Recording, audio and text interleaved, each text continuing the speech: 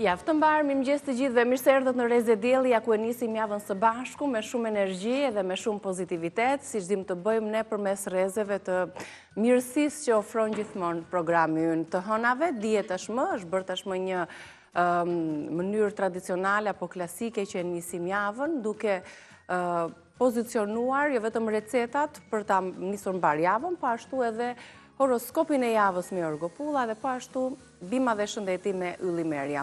Bifarmacist Ylli Merja do të flasi sot për zhurmat në vesh. Çfarë i shkakton ato?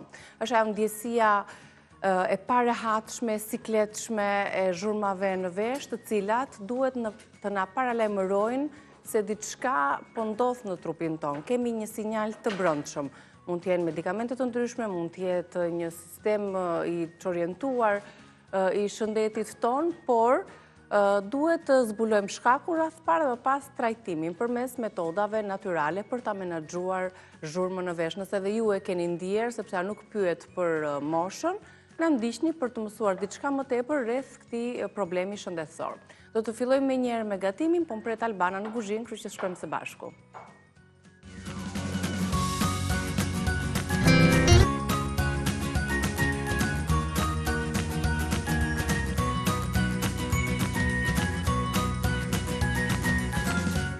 Ku jemi në kuzhinë, mirë se të gjeta, javë të mbarë. Mirë se erdhe, mirëmëngjes. Ditë të mbarë, javë të mbarë dhe gjithë shka mbarë. Jemi në javën e fundit të muajit, kështu që do të mundohemi që... Muaj fundit, e? Iku muaj, ja kështu. Nuk e kuptojmë ditët muajit. Prandaj duhet vazhdimisht të themi që... Se vjen e hëna, unë thëmë, ua, iku e hëna e martë, thëtë gosa, da me ma mdarë, thëtë, ua, hyri muaj, shkuj dhe ta pesë, mua mbaroj dhe muaj. Por që ne jemi sot në... edhe afërsisht e një javë, Aiku. Gjithsesi, prandaj themi që bëheni çdo ditë të paharueshme. Do të thënë çdo ditë bëni diçka që do të guxonit fort edhe ta mbani të mend. Sikur të ishte dita e fundit e jetës tuaj, kjo është. Po, që s'doja të dilja tek kjo pjesa që është më klishe. Është pa shmangshme ajo gjë. Po. Por, që jetës tuaj të keni një jetë të shëndetshme, në një trup të shëndetshëm, ndiqni supën e sotme dhe e keni shumë të mirë. Është një supë me frut atu, me supat e nga fillimi. Pra sot kemi një supë me perime nga kopshti. E tashmi këtë. Pjesa nga kopshti. Shihet direkt. Këtu kam kungullin, pra duhet një kungull, 2 karota, 1 domate, qep të njoma, ja, to qepë që kam të njomat këtu, bizele 2 patate, 1 patate vogël, 2 patate të vogël, nuk është se bëni ndryshim të madh. Këtu, unë vendos. Vaj. Vendos të nxerën dhe shtoj vajin. Po. Nga ndo një herë. Tani mos ta vini re. Kur nuk ndjekim edhe fjalët e duar të amdamam. Se o do ke mundin të receta ose këtu. Por, jemi eksaktëmo në fjalë. Tani kjo supa është... Eksaktëmo, tamam për këtë stin. është për këtë stin. Është gjellë supa, po... Supa, do të gatuhet në proces. Supa. Me bizele, me karota, me patate, me domate, me hudhra, qep, kungulleshka, pas ka goxha perime. Sa më shumë, së ngjyra, aq më mirë. A di që ty fundjava të zbukuron shumë? Po a di ti që... Ke bërë pushim? Ka që 2 ditë ratë janë banë. Po qa më prish pun ti. Po jo, moj vajzë. Fundjava është e familjes, jema afër familjes, kjo të bënë më shumë. Po. është janë punët e shtëpisë. Po. Dhe gjitha është e menaxhimi, se nëse i merr kështu themi, po fundjava. Po fundjava është e duhur. Ndryshe s'do marrësh dot energjinë për të përballuar javën e ngarkuar që kemi të gjithë. Atëherë qepët e njoma, pas kam edhe një këtu unë, një dhe një të skëja. Vaj ka filluar të marrë aratin. Ke filluar më fletja dhe nga korxha me një të skëthot. Dhe një të skëp, ishte vogël fare. Një nuk është vogël. Pra, janë disa shpreje që janë shumë të duhura kur që i përdorni juve. Një të skë, një. A është e vogël fare. Qa ti themu një? Pastaj duke qëndruar, të merë edhe... Mirë, po, nga që unë infektohesh.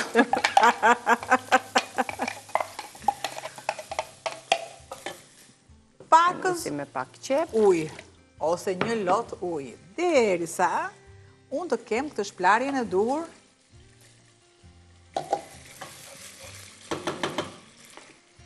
që të them zbutet, nuk është edhe një gjë që ta zbus, sepse thjesht është një ritual që ti e mëson, por nuk ka nevojë për zbutje, sepse unë do shtoj karotën.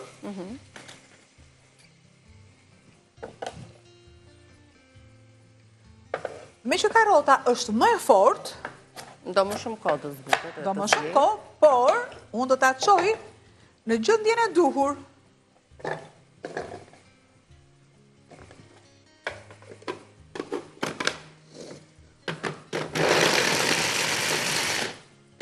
Pra që mos të harxhoni kohën shumë.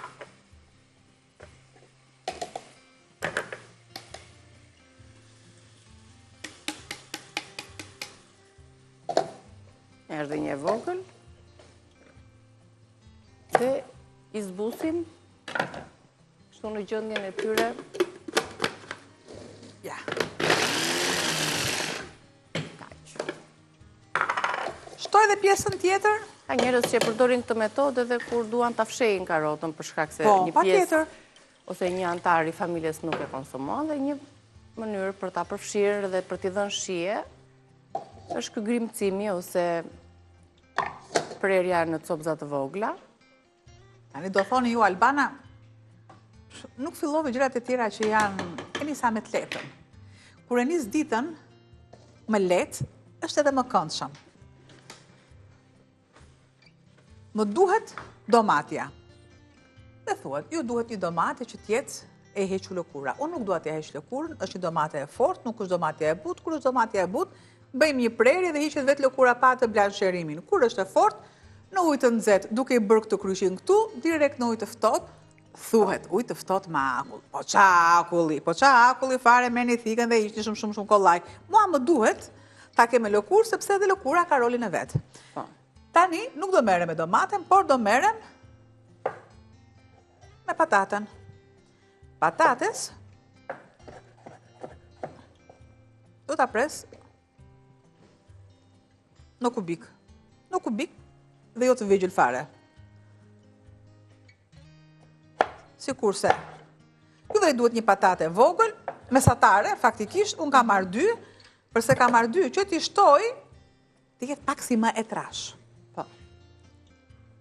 Se perimet e tjera janë të gjitha gjysmë. të ujshme. Urdhëroja.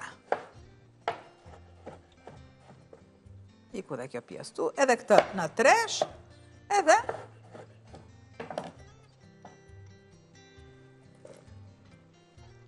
dhe derisa të merrem me produktet e tjera, normalisht, Të gjitha në kubik të vegjël që t'jenë në përshtatje me bizelen vetëm që të shtohen karotën, në nëse fund karota do fare. më shumë, pak më shumë se patatja do.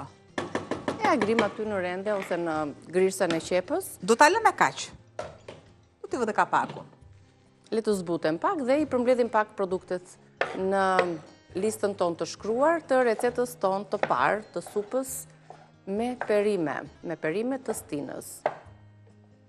Do të përdoren dhe erëza shumë në këtë supë për të ndjerë aromën, shijen dhe benefitet që ato kanë.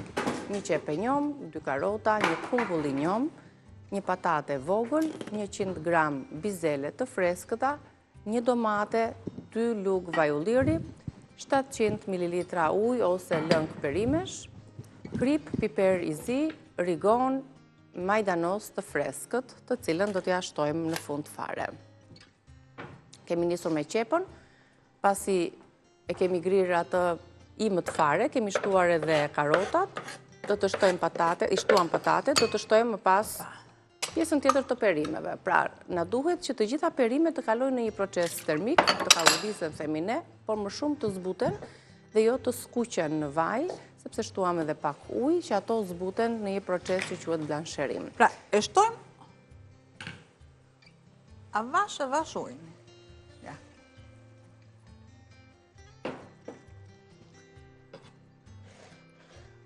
Shtoj bizelet. Pra, perimet në bazë forësisë. Iku dhe kjo. Shtoj gjysmën e kripës. Me kaq krip sa kam unë këtu, edhe detit ja shtoj, po mos ketë krip, bëhet me krip, e jo më. Pakos fare piper. Dhe jemi në rregull deri në këtë fazë.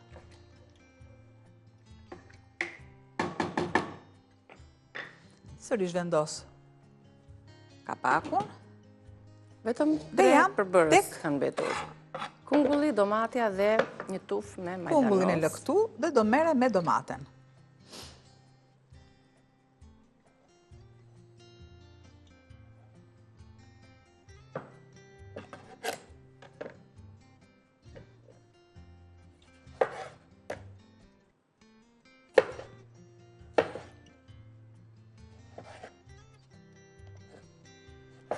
Janë të sezonit këto dhe gjejmë gjithmonë domate të mira. Dhe duket që është domate mirë, sepse nuk ka të pjesën si kauçuk. Largoj zemrën. Është e gjitha te fara. Sa e vjetër është fara, pastaj toka ku mbillet domatja, dhe po të shohësh e njëjta ose e njëjti në klima të ndryshme, në toka të ndryshme, ndryshon forma, ndryshon ngjyra, ndryshon gjithçka. Po, për shembull, ja ky lloj domates që kemi përdorur sot, mund ta gjesh në shije dhe në ngjyra edhe në ato aroma të ndryshme. Se më ka rastisur rastësisht të kaloj dhe takova një fermer, kishte ca domate albana, nuk i krahasoj dot me asnjë gjë. Kishin atë aromën e domates të dikurshme. Ishin të kuqe flak, tul, lëng brenda. Thash, çfarë ju ke bërë? Kam farën e vjetër, tha, kam ruajtur farën autentike. Atëherë edhe plus që pleu që përdor, tha, për ta rifreskuar tokën. Thuhet në ishte në Suks ky fermeri. Inshallah nuk gaboj. Për pataten. Pataten normalisht në Amerikë, thuin fare. Ndryshon patatja, lëmë, pataten në kuqe, pataten lilaj, lëmë këto fare, pataten të zakonshme. Dhe nuk ka të njëjtën shije. Normalisht nuk ka as në Gjermani, dhe pse Gjermania mbahet për gatimet me patate. Pra patatja është aty është edhe bukë dhe gjellë, aty është tamam. Te ne ka zënë vend, po aty është tamam edhe bukë dhe gjellë. Ndryshon shija. Kemi pataten këtu nga Korça në Kukës, ndryshon shija. Patatja e Kukësit është vërtet është goxha e mirë. Kemi pataten e re, që nuk ka nevojë fare për lëkurë. Dhe më pas u dhe me pataten e kuqe. Patatja e kuqe ka disa varietete. Pra ndryshon edhe në shije dhe ne kur e presim feta të pataten, normalisht ajo patate që nuk është rritur në tokë të mirë, fillon edhe hapet zemra në pjekje. Pra kemi të ndryshme. Sa ka ndryshuar shumë toka, ndaj edhe ne nuk marrim edhe vlerat, pavarësisht se themi ushqemi shumë mirë, kemi ngrënë perime, kemi ngrënë gatime të shëndetshme, prapë themi jemi mangut me nutrientët, se janë të plotësuara pikërisht nga toka dhe nga vetë. Dikur, ne mbase nuk kishim sasin e duhur. Dhe normalisht, kishim cilësinë e duhur. Ishte ajo shpreha e duhur që çohu nga tryeza i pangopur. Ashtu ishim. Mund mos kishim sasin, po ishte cilësia. Ishte cilësore. Ne dikur, kur kanatierët ishin pambuk, dhe tokat ishin të mbilla plot me pambuk, boqet e pambukët në shkollin në aksion, në momentin që pam që të vinin ato golfet sintetike, ne luanim mëndsh për golfet sintetike. Pra, aq mbrapa ishim, sepse ne nuk dinim vlerën e pambukut që ne kishim. Sot, plastika dhe... Po, dhe ku flasim të plastika, ngelemi tek domatet që urojmë që të jenë sa më të dura, më me pak kimikate dhe jo plastik.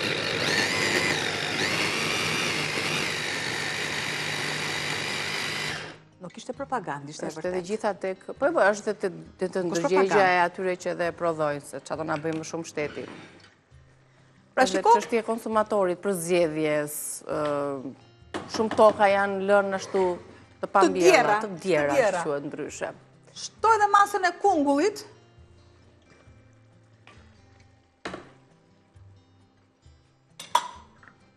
Sikurse dhe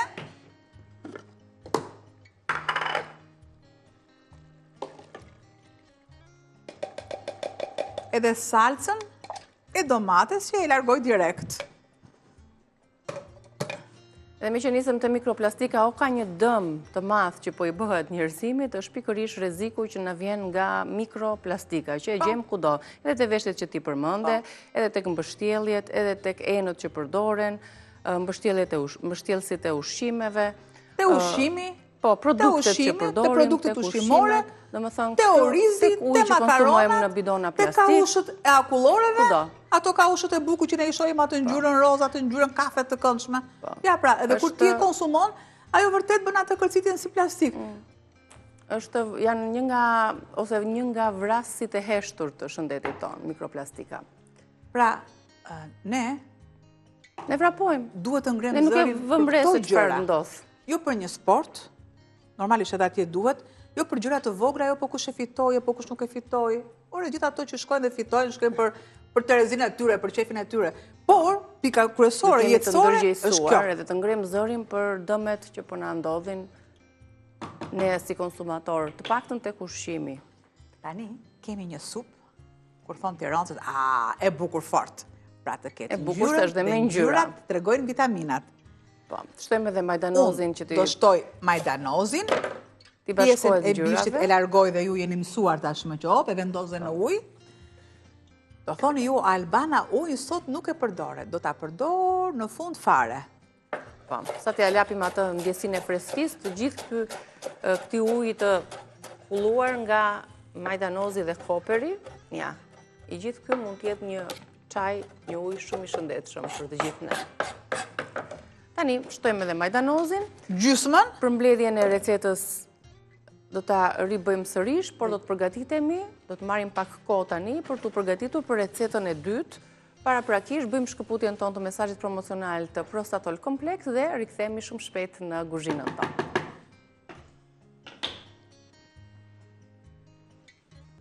Mirë se rikthyet në rrezen tonë, ajo që ka na duhesh tani ishte një kafe.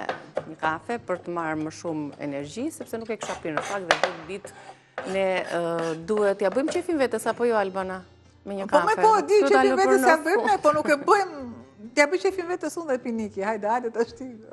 Një lavaza me një aromë intensive, me një kremozitet të jashtëzakonshëm dhe me një shije perfekte për ta nisur ditën mbar edhe për ta shijuar kafen ashtu siç duhet. Ja dhe një foto që më bën. Ose të pash një pozicion shumë të bukur. Ndërkohë, disa karakteristika. Pse ky ekspres është një ekspresim më i mirë që duhet të shijoj kafen? Ledi po na filmon disa prej kapsulave Amodomio të lavazës.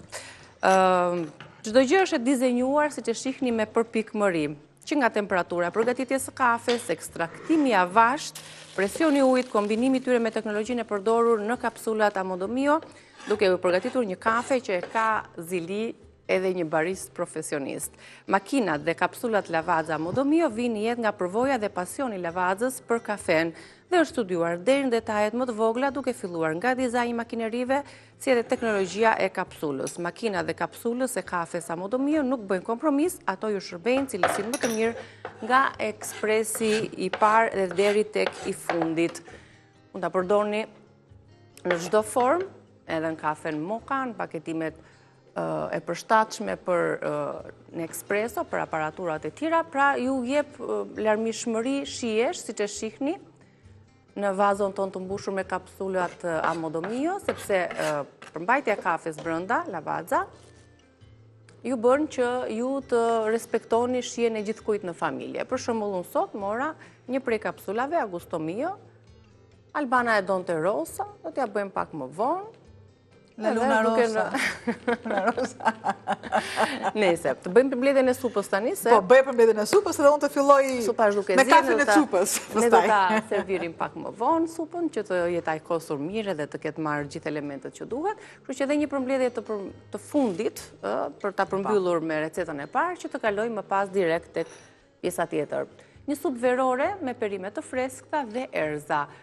Kemi përdorur një qep të njom, 2 karota, një kungull të njom, një patate të vogël, 100 gram bizele të freskëta, një domate, 2 lugë vaj ulliri, 700 ml ujë ose lëng perimesh, krip piperi zi, rigon, majdanoz të freskët. Supa është në momentet e fundit, ne do kalojmë tani tek receta e dytë. Çfarë do na gatuash tani? Pas kemi pet sfoliat. Mo ka një sy. Më ka një bel, të këput fare për pi kafën. Ja ta jep të efektin kafe në fakt. Dëgjoni, Sikur nëse është për gjallëron të më shtuar shumë. bukurin, të lutem dua 2 kafe. Po 2-3 janë mjaftueshëm për ty. E po në rregull pra. Një të ëmbël, një lavazareti udhri, nga që të pëlqeu shumë cappuccino, po më vonë. Tani se kemi punë. Tani do fillojmë me disa. Unë i themi të byre çka të vogla me sfoliat. Por, mbi të gjitha, përpos gjithave këtyre, kam përbërësin që dua të bëj me prosciutto edhe me pikant. Pikantin e mora tani faktikisht. Mund të bëhet me pancet, bacon, por në momentin e fundit, përdesa unë kam shtruar pak 5 djegës, e që më duhet 5 djegës mua këtu, nuk është dimër, që duhet të nxem, për largoj, ja. Edhe pak të salamin këtu. Është edhe pikant. E ka i sa duhet atë shihen pikante. Më jep atë shihen e duhur, të lë pak atë ëmbëlsirë në fund fare, pra besomëni, më ndiqni hap pas hapi, follow me. Dikur kur në emisionet e para në TVSH u hap emisioni i parë i gjuhës angleze, edhe ishte follow me. Edhe ne që të gjithë e ndiqnim dhe urishim. Pra, edhe ju të gjitha sot anvi, sa më shikoni, ato që na ndjekin, urojmë që çdo ditë më shumë, të na ndjekin sepse vërtet do jemi një. Sot bëni këtë piten, është shumë e duhur, është për kalamajt, është për mbasdite, është për paradite, është për mesvakt, është për në drek, që ta shoqëroni me kos. Po në darkë aty nga ora 6 patjetër që po. Shikon që jam ndërgjegjësuar. Gjitha po. Deri nga ora 6 mund të konsumojmë 7 maksimumi dhe padyshim që rëndësishme është çfarë konsumojmë dhe çfarë kombinojmë te ushqimet. Për tretjen po flas.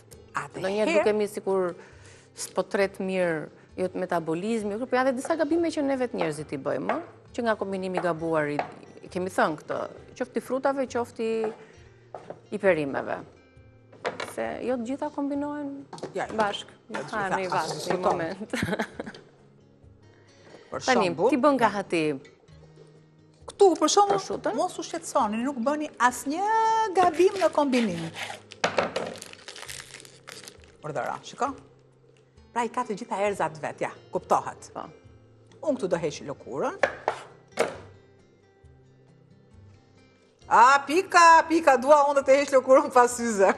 Ja, rite. Po është aq e kollajshme? Pra, kam menduar, pra. Ja. Në cep këtu, por në kushte të tjera, pas syze nuk bëhet asgjë. Ne kemi shtuar pak më tepër. Po, sepse kam shtuar dhe petën më tepër. Po, edhe pak pikant në këtë pjesë, 5 sfoliat të mbushura me djathë dhe pak prosciutto.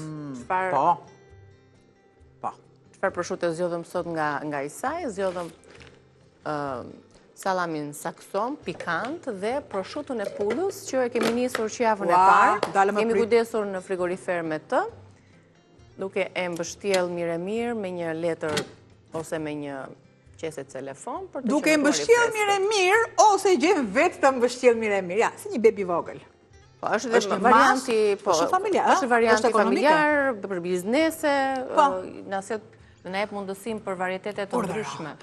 Isaj, duke patur parasysh gjithë vitet e eksperiencës që ka për të sjellë produkte me cilësi në rritje dhe larmishmërinë e tyre, si shihni tek shporta jon aty. Afër me pjesën tjetër. është shtuar edhe parizieri, është shtuar mortadela, janë shtuar do shtu edhe majdanozin këtu në shportën ton. Se e kam ku e kam, përse po, ka që i dëmë. Kaq. E hoqja nga grindja, sepse nuk është produkt për të grindur, është produkt për të shijuar. Këto petët duhen hapur tani? Petët, asnjëherë mos të jenë të buta, sepse nuk do keni atë rezultatin e duhur. Ja, du t'i hapim me shumë delikatesë, sepse nga ngrirja që kanë qëndruar, edhe kur qëndrojnë shumë jashtë frigoriferit, pra jashtë ngrirjes, është problem, po, është problem. As të ngrira nuk duhen hapur se qahen, këputen. Kështu që duhet jetë temperatura e duhur edhe për petët sfoliat për t'i ruajtur formën edhe butësinë e tyre.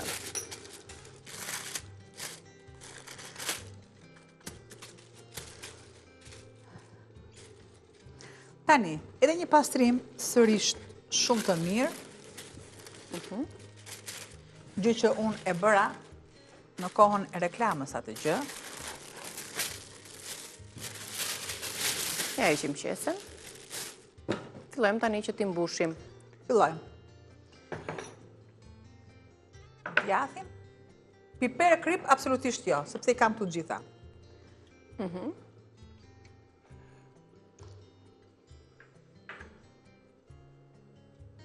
Niki, të lutem, do të shtosh letër tek tava. Tava.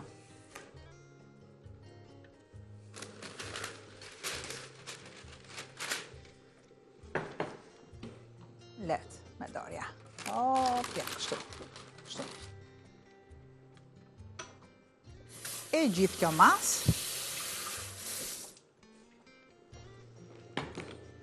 Ja, më letë se e shtron, dora nuk ka.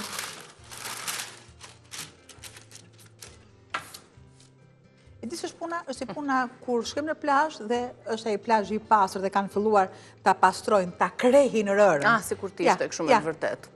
Mirë. Më atje në ishte në gjik në plazh në fundjavë. Është pija jote. Si është gjendja mbi? Mirë, është mirë. Është mirë, po mirë pra. Mari kam edhe gjërat të fundjavë. Po. Aty te bregu, aty ku la Kalamak, zinotun. Çdo vit kur mbaron sezoni i plazhit, unë them të shkoj në pishinë do mësoj not. Po, e njëjta gjë është, kaq vite. Duhet të bëjmë një thirrje do një instruktor noti që t'ja mësojnë në albanë. Imagjino të mësoj dhe noti, nuk mbahet pastaj. Mendo që unë i bie Stërmbez Durrësi. Stërmbez Durrësi është turp. Cep. Është turp. Nuk të falet. Ja, nuk më falet. Që s'ke mësuar notin. Nuk më falet. E se do t'i mësosh të gjitha, të këndosh, të shkruash, të gatuash tani. Gjë do të mbetet trupës. Ja, unë ditë shumë të këndoj. O, po nisja një këngë tjetër, do t'a mbaj unë nison të ja. Ja, si që kemi në regull. Shiko, një shtrim i duhur. Op. Do të marrë pjesën tjetër. Nuk të vendosësh sipër, nuk do të mbështillet ajo. Jo, me pse, fare, tha, gjërat të kollajta. Opa, këtu. Nuk kam vendosur asnjë gjë, nuk ka nevojë, është 5 foliat dhe ka gjalpin vet. Absolutisht, i ka gjalp, vezë, miell. Të gjitha. Në thjesht do të bëjmë besoj prerjet që t'ju japim forma individuale. Ne dylbit patjetër që I ke gati disa Shirita, mund ta bësh ja këtu, Okej, ja. Një prerje shpejt bashkë me thikën ose një mjet të tillë që mund ta keni me thikë, po unë e kam më kollaj. Po.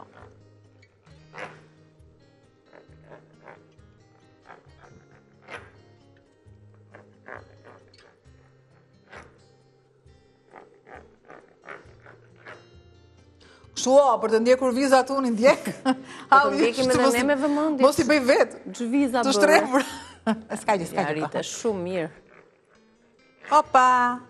Edhe kjo ka dalë çik më e madhe, po prit ashtu. Mos u shqetësoni fare, se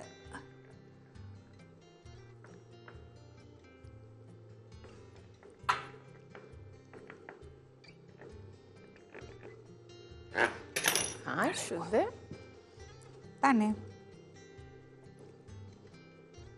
Dale se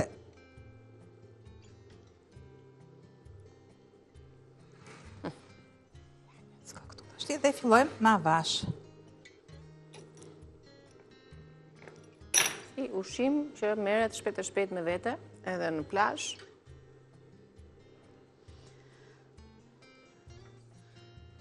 Këtu. Fustanin që ta sola brëmë, ase veshmoj për hatrin e ti. Kështu do ta këndoja në shtëpi, se si? Mendoj se Doria në shtëpi pa kënduar. Ke shumë të ngrota. Këto notat poshtë ke shumë të ngrota. Këto më thua ti mua dhe më vdes fare. O bura. Një kështu me ato notat lartë ta provojmë. Një ditë operistike. Një ditë do ta kap një ditë, mos e ta kapësh? Po, patjetër. O do ta kapu, do më kapi një nga këto dyja. Pra me 2 pesa sa i bie? 4 kemi këtu. Ja këtu, më na duhet edhe një tavë tjetër thua? Por shumë mirë, të tilla mund t'i vendosin në ngrirje. 18 copë, mund t'i vendosin në ngrirje. Edhe ja që i keni. Oni kima shikuj që ka të përruin. Për masat, po, për masat e tyre do të dyfishohen, sepse është peta sfoliat me vezët që jep këtë. O, palace këtë këtu, ja. Opa, mos u shqetsoni fare. Ai që më njanë edhe supën, lëm të qetësohet, që më pas ta shërbejmë tek pjata e vetë.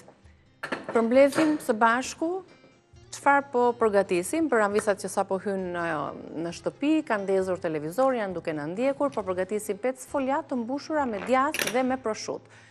Kemi marrë 1 ose 2 5 sfoliat, mjafton të kujdeseni që të hapni dhe të ruani formën e saj, 100 gram djathë kachkavall, 100 gram prosciutto, një vezë për lyerje në fund fare, pak piper ose spezë djegës, susam si pas dëshirës për t'ja vendosur pas vezës, pra vezën dhe pastaj susamin. Ne tani këtë proces do ta zhvillojmë, duke thyer një të verdh veze, duke lyer vazhdojmë me pjesën tjetër. Ndërkohë ne shkëputemi për reklama dhe vazhdojmë pjesën tjetër të brumit, për të rikthyer, për të mbaruar recetën dhe për të kaluar tek e treta, sepse na ikin dhe fluturojnë minutat. Rikthehemi pas reklamave. Pa letra. Ja vendos një letër unë.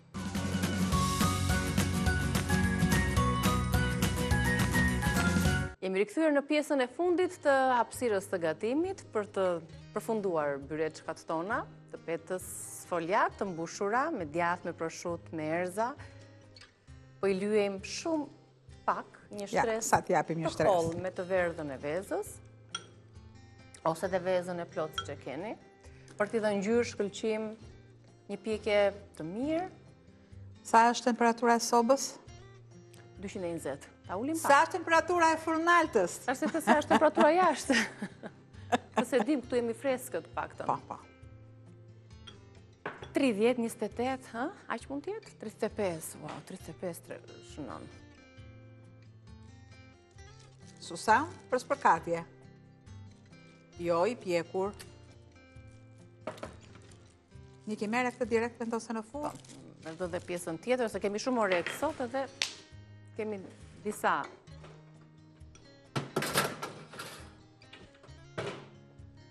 Imagjinoni, ato do të dyfishojnë pastaj volumin në furrë në pjekje, të bëhen krokante, me një shier shumë të mirë. Dhe ja një mënyrë, një ide për sot. Si shte zirë supa që vendose përsëri në sopë? Qa po i bën tani, po i vendose dhe pak? Më të fuqishme.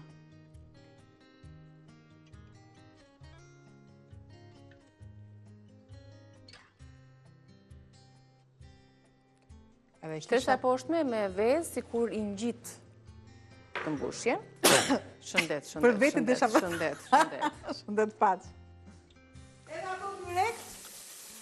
Po i vendos tani të piqen në pjesën tjetër, të furrës dhe detyrimisht do të kalojmë tani tek receta e tretë. Do i largoj, të gjitha i largoj. Një poshtë një lartë e vendosa të shohim, bëjmë ndrimin ndoshta pastaj të tepsive.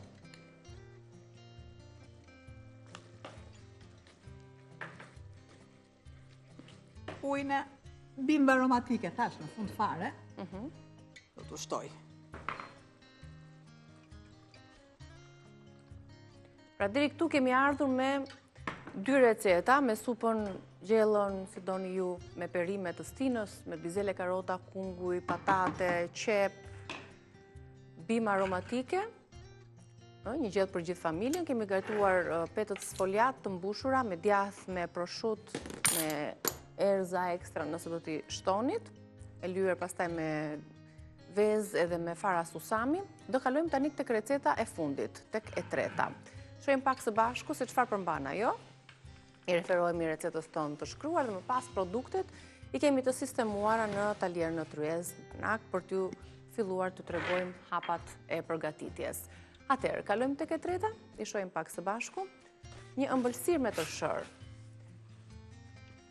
Një filxhan me tërshër, një mollë, 2 vezë, bajame ose arra të coptuara, një lugë mjalt, se ma hoqët, një lugë mjalt.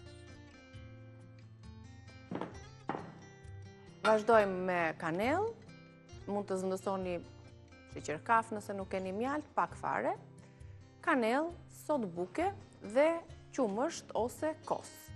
1/3 e filxhanit, me atë filxhan që do të masni sasin e tërshërës, sepse për masat sidomos tek ëmbëlsirat, duhet të respektojmë pak a shumë. E gatuajmë së bashku. Sheqerin e bardhë, më duhet sheqeri kaf.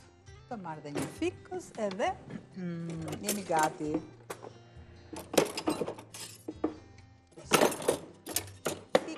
Fika ime, ja. Marë. Opa.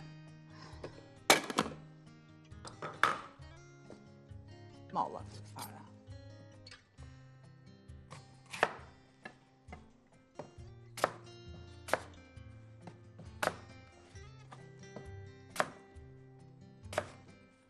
Ndaj mollën. Pastaj kjo është një ëmbëlsirë deri diku është shumë e shëndetshme, është se përmban mollë, përmban tërshërë që kanë fibra, bajamet po ashtu, vezë, pak kanell, pak sodë, pak qumësht. Pastaj për ta ëmbëlsuar, nëse ju jeni tek ëmbëlsuesit natyral, mund të zgjidhni, ka mënyra nga më të ndryshmet për të zëndësuar, nëse nuk doni sheqerin, nëse doni për t'i shtuar, shtojini mjalt, nëse nuk e doni shumë të ëmbël, mund të ta lini deri këtu, por që kombinimi i përbërësve është i shëndetshëm.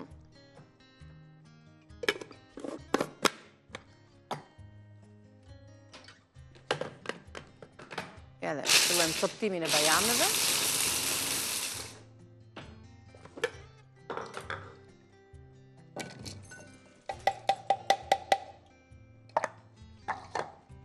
Mollën. Po gjëra me të thjeshta, jo kap me thikë, jo andit. Pse më nuk din ta përdorni thikën? Edhe një copës aty përpara. Një mollë në ditë, doktorit i thot ikë. Po ne e duam lullin e duam. Imagjino 2. 2?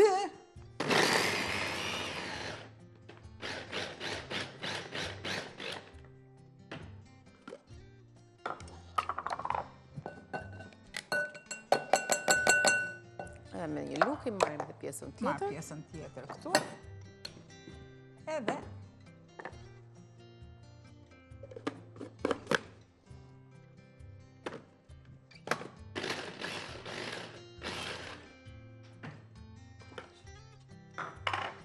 një lugës.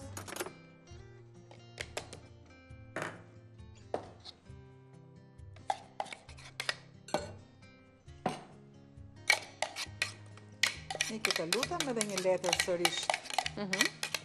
Ja vendosim Vërë dhe dyshe letër, kavës. kjo është lagë atyre ja.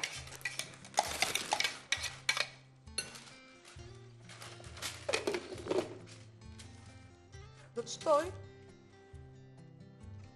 për shërën.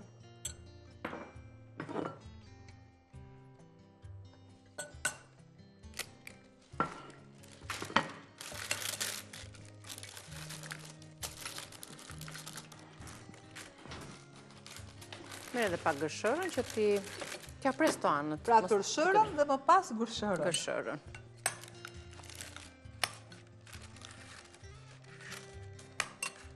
Zbutjen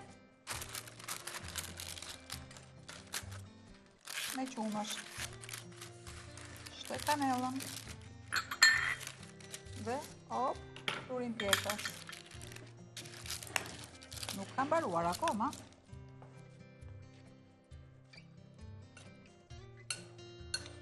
Nëse molla është më e madhe, do shtojmë më pak qumësht.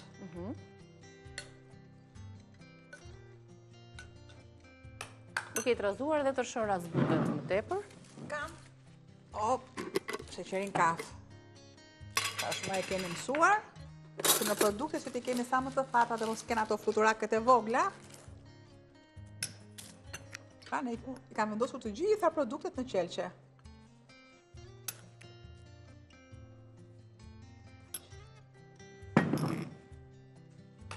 Është ngatimi shëndetshëm, healthy, dy që ne. Tani dhe shife si e zbuti me një sheqeri, kur e shtojmë pak. Po, duket ka veti të rejshën. Mos ju gënjej, sepse e shikoni që ka lëndje. Nuk duket lëndje, sepse do ta thithi tërshëra. Tërshëra e dim që është e fortë. Zbutet më shpejt në qumësht dhe pak më vones në kos. Por zbutin e dur ja bën kosi. Duke lënë edhe gjithë natën pastaj të qëndroj në frigorifer. Po të doni ju, shumë mirë mund të shtoni dhe farakia. Unë i shtoj susam për vete. Juve, është opsionale. Shkojnë kudo. Shkojnë goxha.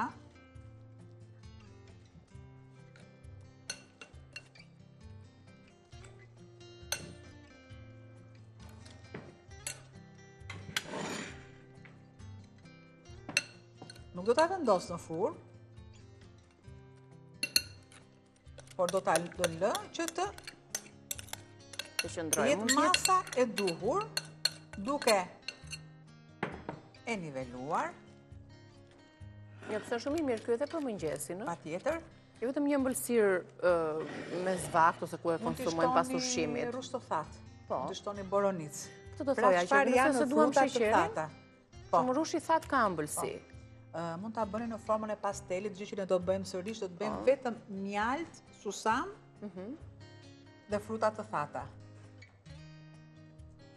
Ja shiko. E lëm derisa të marr veten. Po. Të marr veten, domethënë që tërshëra të jetë në formën e duhur. Thjesht do ta pjekim dhe pse jo ta shojmë, t'japim një shije, një kombinim të mirë me lavazza ready to drink, me kafen e ftohtë, me cappuccino, kafe latte apo ekspresin, një mundësi që na jep lavazza për të respektuar, plotësuar të gjitha tekat dhe shijet tona në raport me kafen. Përveç kapsulave është edhe lavazza ready to drink, ajo që ka pasqyrua pak më herët, për kombinimet dhe e veçanta ishte, siç e thash, se këto kanoçet me lavazza ready to drink, ato që janë pak më poshtë, ato përgatiten sipas formulës tradicionale, 1-2 raporti, ullqumësht apo sheqer edhe ullqumësht edhe kakao. Më save. Ja raport çdo lloj produkti ushqimor që bëhet, mundon që të kenë gjithmonë 1-2, sepse është një raport që mbahet mend.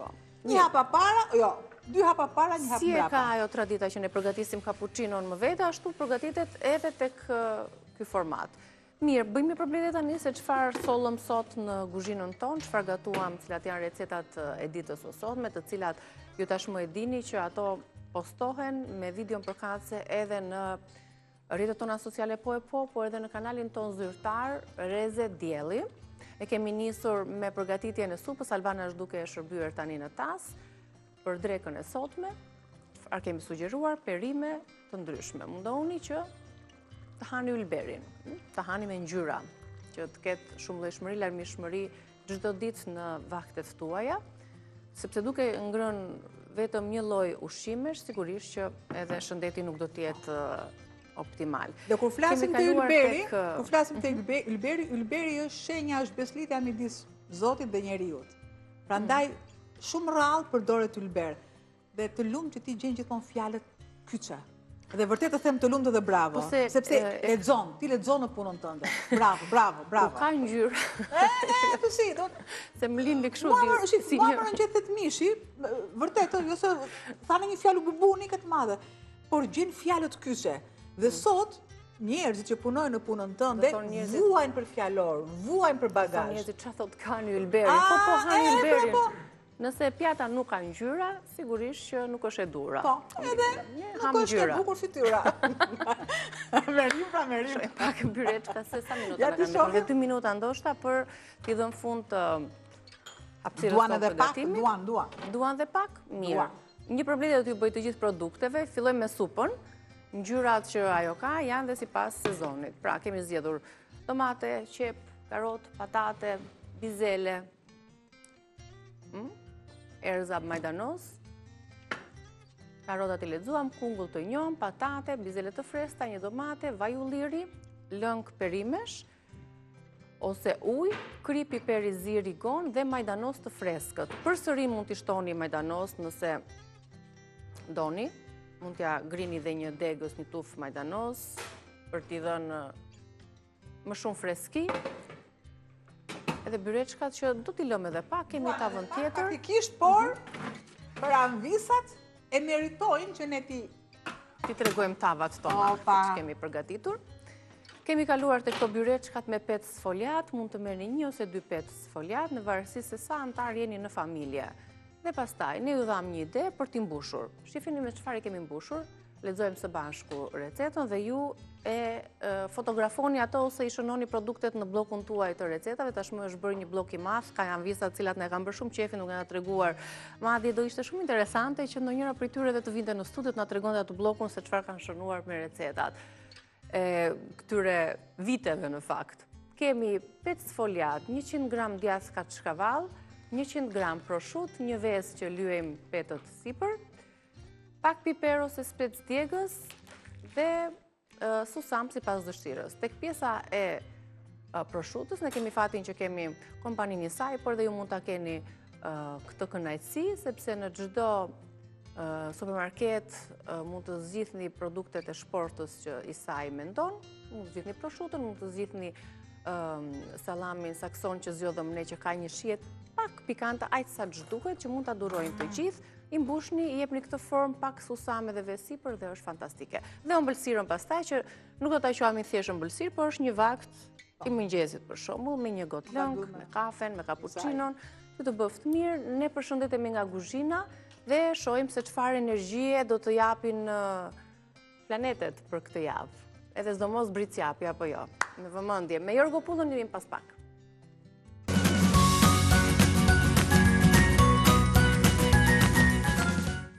Si e mbyllin javën, 12 shenjat e zodiakut, çfarë energjie do të në vijë nga universi. Jemi Jorgo Pullën për parashikim javor të yjeve. Mirë se erdhe, Jorgo. Që gjitha kënaqësia ime. Bëjmë një përshkrim njerë fillimisht si mbyllet kjo javë? Po, është një javë shumë e rëndësishme dhe vëmendje që duhet bëjmë në gjërat që neve duhet të mbyllim, sepse përgatitemi për muajin që po vjen, sepse është java e fundit dhe e këtij muaji dhe nismat e reja për muajin që po vjen.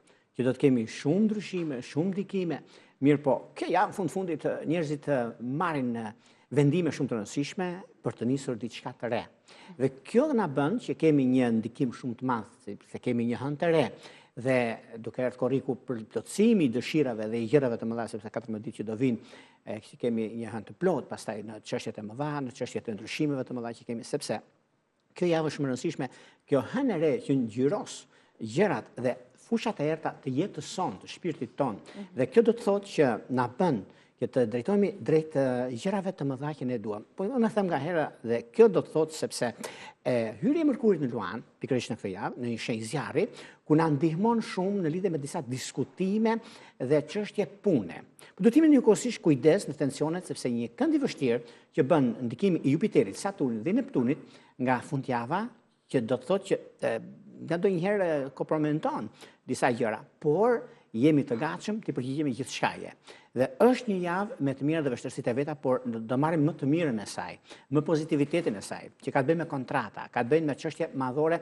Prandaj themi duhet pasur kujdes sepse kontratat që bëhen tani janë afatgjat dhe nëse nuk jemi të kujdesshëm, atëherë është problem më vonë. Prandaj duhet pasur kujdes në këto gjëra. Si do të jetë Dashi për shembull gjatë kësaj jave, si është pozicionuar? Duket se Dashi, pozicionimi i shenjës së Dashit ka të bëjë shumë në lidhje me çështjet profesionale.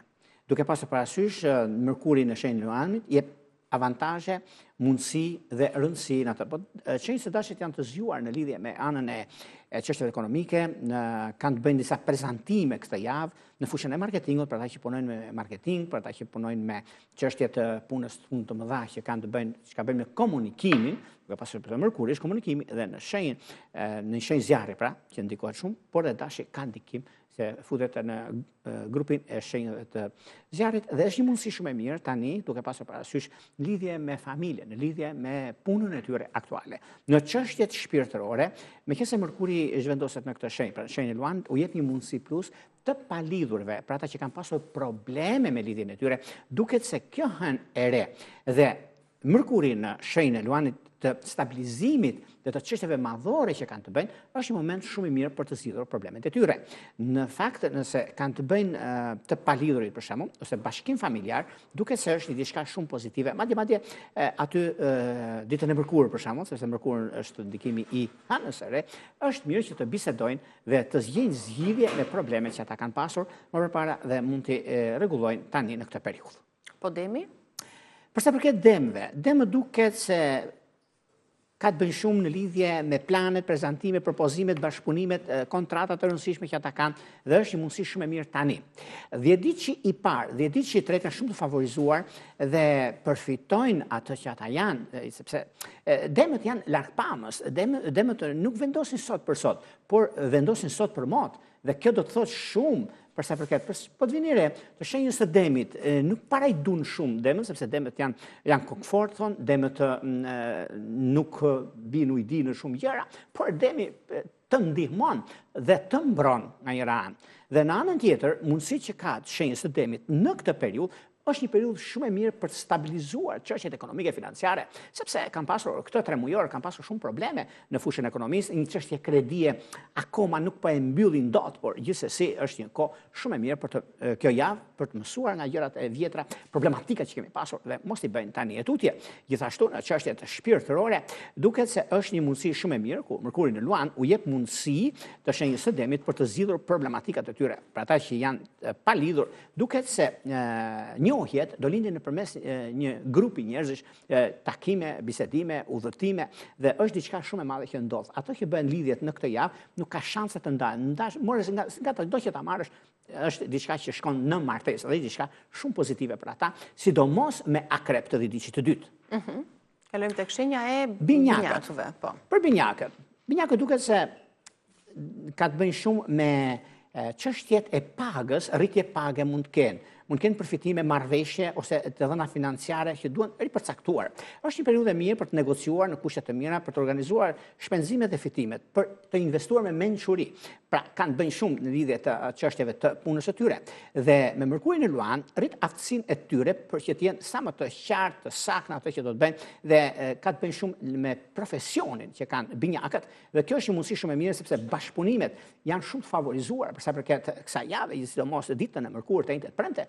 Është një kohë shumë e mirë për juve dhe nëse keni pasur probleme ose disa udhëtime që keni shtyrë më përpara, duket se tani me këtë hënë të re është një mundësi shumë e artë për sa përket çështjeve madhore. Guvernatori juaj Mërkuri që shkon në Luan është në një moment shumë i mirë tani e tutje ku do të keni mundësinë për të zgjidhur çështjet problematike. Në çështjet që kanë bëjnë me anën shpirtërore, edhe pse ndikimi që keni pasur me Mërkurin që shkon në Luan zgjidh disa probleme që kanë pasur ose disa lidhje thasha theme problematikat të ndryshme, duke se fshi nga memoria juaj dhe duke se stabilizoni një herë e mirë gjërat që juve keni. Dhe është një mundësi shumë e mirë e artë, do thoshëm për sa përket çështjeve madhore dhe çështjeve financiare për sa përket këtyre gjërave. Gaforia, kalojmë te Gaforia. Për sa përket gaforeve, guvernatori i Gafores, që do thot Hana, ka të bëjë shumë që formohet në shenjën e Gafores. Hëna e re, ku është një mundësi shumë e ardhë, një diçka shumë pozitive, ndikime shumë prania e Jupiterit në shenjën e tyre gjithashtu, në shenjën e Gafores. Kemi një mundësi të ardhë gjithashtu në lidhje me çështjet ekonomiko-financiare, problematika që kanë pasur, çështjet gjyqësore. Ai gëzim shumë i madh që do të kenë shenjës së Gafores, kanë bën shumë me një çështje ligjore ku e fitojnë, një pasuri e paluajtshme, një padrejtësi që është bërë në punë, kanë heqje nga puna, duket se e fitojnë. Por po të vini re, shenjës së Gafores mërziten shumë, janë shumë mistik në fakt janë sekret për ato që flasim, por nëse do doni një shoqëri që të bëni me Gafore, apo të bëni me gjëra që do të mund t'i thoni, gjërat më të rëndësishme, thojeni Gafores. Gaforia është aq e sigurt për gjërat që bëjnë. Dhe Gaforet janë në vend të kyçe. Gaforet kanë shumë gjëra, mund të rregullojnë gjërat e të tjerëve dhe lënë të tyre. Dhe vjen një moment tani që Gaforia ka mundësinë e artë për sa përket gjatë gjithë vitit, është pikërisht ky moment, sepse ka të bëjë në 2 raste shumë pozitive, kur është ndikimi i Jupiterit në shenjën e Gafores, që bën gati 12 vjet që ka qenë cikli që ka bërë në 12 shenjë zodiakale që ka bërë te Gaforia. Kemi gjithashtu dhe ndikimin më të madh që do të thotë guvernatori që është Hëna, që është në shenjën e vet, në shtëpinë e vet, ku jep shumë mundësira në fushën e punës dhe kontratave të rëndësishme që ata kanë. Në fushën e dashurisë, edhe pse është një fazë tjetër që mund të ndikojnë disa probleme që kanë pasur në janarin e 2025 dhe u rregulluan disi në muajin mars, fundi mars, fillimi prillit, duke se tani nga muaji prill deri dhe në vazhdimsi, duke se gjërat janë shumë pozitive dhe mundësitë janë të arta për sa i përket vazhdimësisë dhe korrekcisë së tyre në këtë fushë. Kalojmë te Luani. Luanët duhet të gëzojnë për dy arsye, për mërkurin në shenjën e tyre, për ndikimin e madh diellin që ka një ndikim shumë të mirë, një kënd që bën tek luanët dhe një mundësi shumë e mirë për flirtimet në lidhje me punën. Do kenë një mundësi të artë tani, për sa i përket çështjeve të punës së tyre, do ikin nga i vend pune që kanë ose do japin dorëheqje, sepse kanë një vend tjetër. Por unë ju them që mirë është në këtë javë të jeni pak më korrekt me veten tuaj, sepse nuk jeni për arsye sepse ato gjë që doni të bën e tregoni, pra e ekspozoni, mos ekspozoni veten tuaj, sepse është një moment mjaft i vështirë në lidhje me çështjet që kanë të bëjnë lidhje me takimet dhe vendimet që mund të merrni. Pra është diçka shumë e madhe që mund të ndikohet tani në këtë periudhë. Pra është një gjë që kërkon vëmendje, kërkon kujdes në çështjet e mëdha që lidhet shumë me ekonominë, lidhet shumë me punën e tyre dhe vendin ata që do të bëjnë në këtë drejtim. Por gjithsesi në çështjet që kanë bëjnë me anën shpirtërore, duket se kanë të bëjnë mjaft me lidhjet e reja, kanë të bëjnë shumë me bashkim familjar, për ata që janë jashtë në diasporë, ku di unë, në vende të tjera, përfitojnë një përfaqësi dhe kjo është diçka shumë e madhe, një gëzim shumë i madh familjen e tyre dhe është një moment shumë i mirë dhe ndikime mjaft pozitive në jetën e tyre. Kalojmë te Virgjëreshat. Për Virgjëreshat duket se jeta profesionale ndikohet pozitivisht dhe ndikimi i çështjeve të punës, lidhje me bashkëpunime, iniciativa, në lidhje shumë gjëra të mëdha që do të ndikohen, por një kujdes të veçantë do të bëni juve të kësaj shenje në lidhje me çështjet ekonomiko-financiare, sepse po përgatiteni për bërë një blerje, mirë po kjo blerje nuk është akoma gati për të nisur diçka, sepse keni bërë në plan këto 2 javë të shkuara, por gjithsesi Virgjëreshat me një mundësi të vogël që ju jepet tani, që mund ta marrin si vendim ose diçka shumë interesante, ku ata kanë prej shumë kohë që mendojnë, logjikojnë, veprojnë dhe mundësitë që ju keni tani në këtë periudhë është periudha më e mirë e mundshme për të zgjidhur problematikat, për të zgjidhur gjërat që ju keni pasur dhe gjithashtu edhe pse keni pasur grindje në familje, por kjo do të thotë për të mirën e familjes, por nuk do të thotë problem. Të palidhurit kanë një ndikim shumë të mirë tani sepse e papritura nganjëherë gjërat surprizë janë ku janë të papritura dhe ky është një moment shumë i mirë tani për juve të kësaj shenje, sidomos të diçit të tretë shenjës së Virgjëreshës ka një mundësi të artë në lidhje me ujorin ose me dashin të 10 diçit të tretë. Gjithashtu ka një ndikim me shijetarët që mund të kenë një njohje të këtë ndjenjë serioze ose bashkim familjar është diçka shumë pozitive. Le të kalojmë te ku jemi, te peshorja jemi po. Për peshore duket se hënë re dhe ndikimin me Jupiterin në lidhet shumë me sektorin e karrierës. Kjo është e rëndësishme, jeni gati të merrni përgjegjësitë për zgjidhjet tuaja dhe të shfaqni aftësitë tuaja pa egzagerim. Merkuri në Luan rrit kontaktet me njerëz të fuqishëm dhe shumë gjëra të tjera që do të keni mundësinë për të zgjidhur shumë probleme dhe çështjet madhore e financave në lidhje me vendin e punës suaj. Edhe pse do të keni një ngritje në detyrë, por do të keni shumë kujdes në lidhje me paranë, sepse mund të merrni shumë gjëra përsipër, por nga ana ekonomike a jeni të kënaqur që ta bëni atë punë që ju e dini ta bëni mirë dhe kjo ndodh në fakt në disa raste, por gjithsesi shikojeni mirë gjërat, mos u nxitoni dhe motoja në këtë drejtim është eci avash sepse nxitoj. Nëse do t'ju duhet të firmosni një kontratë me Deomos sepse nuk lejohet apo keni limitet e fundit që mund të keni për i kontratë, atëherë unë mund t'ju them ditën e mërkurë, ditën e njëjtë janë ditë shumë të mira për lëvizje. Kurse përsa përket çështjeve të punës, për peshorët kanë dhe lëvizje me jashtë dokumentacione, ka diçka shumë e mirë dhe pozitive. Në çështjet shpirtërore, edhe pse duke në çështjet e dashurisë ose lidhjet ose një fejes dhe diçka shumë e madhe nëse doni që ta ekspozoni në familjen tuaj të dashurinë tuaj të njerëzve të juve keni e dashura juaj me njerëz që ju rrethojnë është shumë mirë dhe mërkura e njëjtë dhe e diela ose shkëmbim unaze dita e mërkurë dita e njëjtë janë ditë shumë të mira për të gjitha shenjat, por meqense jemi tek peshorja ka diçka të veçantë në këtë drejtim. Kalojmë tek akrepi. Akrepët duket se me këtë hënë të re mund të sjellë hapa në profesionin e tyre më shumë ata që janë jashtë vendit ose do marrin një dokument shumë të rëndësishëm për sa përket akrepëve dhe kanë lëvizje nga çdo drejtim. Akrepët do kenë mundësinë e dokumentacionit për ata që ndodhen për shembull. Akrepët kanë mundësinë shumë të mirë ata që janë më shumë se një vit, 2 vjet për shembull që janë jashtë, kanë ndikim shumë të mirë në dokumentacione. Me daljen e një ligji në flas për shqiptarët, se do kemi një mundësi të tillë se tani duken gjërat në fuqia dhe mundësia që kanë bërë shqiptarët sepse ata kanë zgjuarsinë dhe maturinë e tyre. Dhe vjen një moment tani për dokumentacione, është koha shumë e mirë e tepër e përshtatshme në lidhje me takimet dhe vendimet që do të marrin në fushën e punës së tyre dhe të ekonomisë. Është një moment shumë i artë për ta për rritje ekonomike. Kurse në çështjet e dashurisë, edhe pse kanë pasur disa probleme të ndryshme në fushën e dashurisë, por duke se e zgjidhin të dhjetëçit të tretë kanë pasur një ndarje gabimisht ose rastësisht nga disa çështje të brendshme të tyre, por vjen momenti tani që do ta zgjidhin, pikërisht është momenti tani, është koha tani që e zgjidhin këtë problem dhe shumë shpejt. Pas akrepit jemi të shigjetarët. Shigjetarët duket se kanë të bëjnë në lidhje me punën e tyre, kanë të bëjnë në lidhje me disa vendime shumë të rëndësishme që ka do marrin tani e tutje. Mërkuri në Luan duket se i ndihmon jashtëmasë në fushën e karrierës së tyre, në fushën e biznesit, sepse duket se kjo periudhë është lidhe shumë me financat, me palët e treta, ka të bëjnë me partneritete, institucione bankare, që do dalin në pa përse përket zgjidhjeve dhe problematikave të tyre. Kjo do të ketë një burim të ri të ardhurash ku është një mundësi shumë e mirë për të zgjidhur problemet e tyre që ata kanë në fushën e dashurisë. Edhe pse kanë pasur shumë probleme, janë pak fajtor në fushën e dashurisë, sepse kanë lënë pasdore, edhe pse mundohen shumë që të me të dashur të kenë një gëzim në familjen e tyre, por ky vjen tani është momenti më i mirë i mundshëm për të stabilizuar ose për të qetësuar disi lidhjet apo ndryshimet që keni në familjen tuaj ose një pasardhës që mund të prisni në jetën tuaj.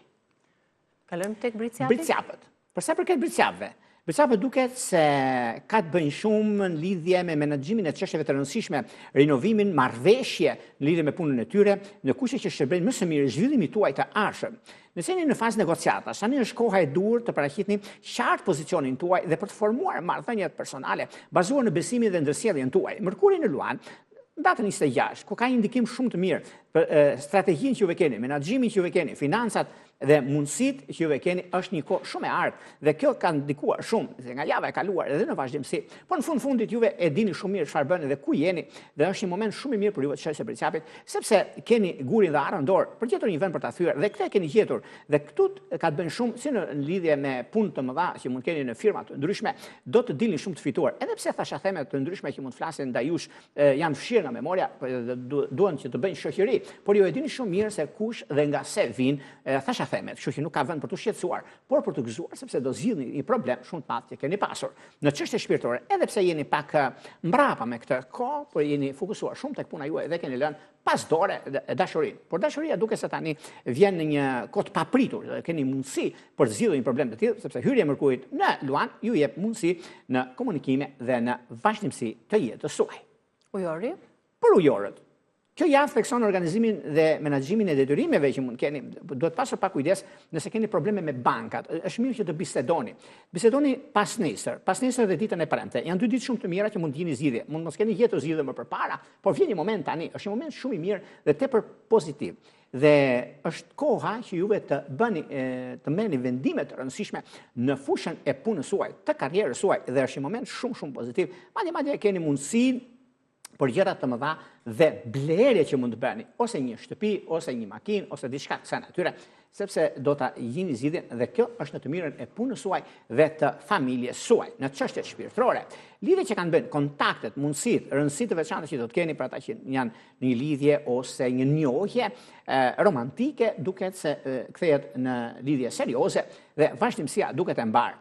Nga data 26 qershorit me hyrjen e Mërkurit në Luan, marrëdhënia ndërpersonale fiton interes të ri dhe njohja njëri tjetrin, komunikimi forcohet, shfaqjet dhe nevojat të ndryshme që do të keni janë të qarta për të ardhmen tuaj. Lidhjet afatgjatë që mund të keni juve të shenjës së ujorit ka të bëjnë shumë dhe me dem të 10 diqit parë me Luan të 10 diqit të tretë. Dhe shenja e fundit peshqit. Përsa përket peshqive, peshqit duket që mund të kenë mundësinë dhe zgjuarsinë e tyre. Juve punoni me zgjuarsi, juve punoni me instinkt, juve punoni me të drejtën tuaj.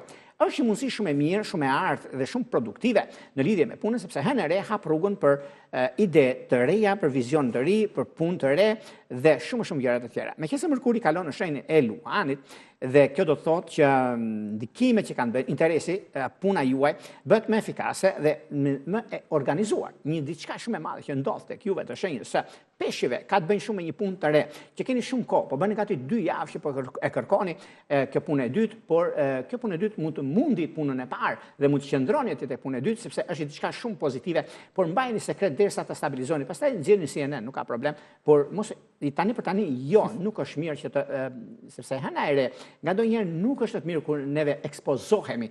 Nuk është mirë, nuk është asnjëherë mirë, po me hënën e re është pak më problem. Prandaj duhet keni kujdes në ekspozime dhe në gjërat e kësaj natyre. Gjithashtu në fushën e dashurisë është një mundësi shumë e mirë dhe tepër pozitive sepse do krijoni një familje për jetën tuaj, do krijoni një familje për vazhdimsinë e jetës suaj dhe është një moment shumë pozitiv, madje është koha dhe momenti i duhur për stabilizuar familjen tuaj në të ardhmen të afërt. Faleminderit, Jorgo, të uroj mjaft mbar. Kam mbritur ndërkohë dhe doktor Ylli Merja për të vazhduar më pas me rubrikën tonë të përjavshme, bima dhe shëndeti, ku sot në këtë bisedë do të ndalemi për zhurmat në vesh. Ky alarm i heshtur i brendshëm sinjal që na bezdis, si duhet ta trajtojmë në mënyrë natyrale, shihemi pas pak.